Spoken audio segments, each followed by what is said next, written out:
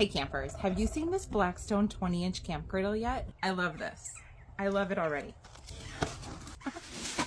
And look at this, it latches up like a suitcase, you guys.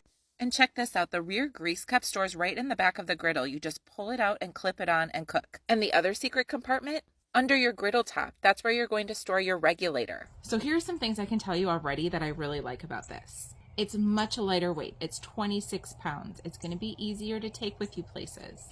The way that it closes up, I love that it's a push button start and that you still have two burners, so you still have two cooking areas. One thing I think is really cool is how you can level it with the feet and adjust it. There's so many times that we have to adjust our table by using rocks under the feet. I love how everything stores right in here. Your grease cup, your regulator, it closes up and you pick it up and you take it all with you. I just think this is going to be so cool to be able to carry around, maybe places that we wouldn't take our Blackstone otherwise. So if you've seen these and you've been thinking about it, I'd go grab one. And if you want to find one quick, just click on my picture and you'll find the link there.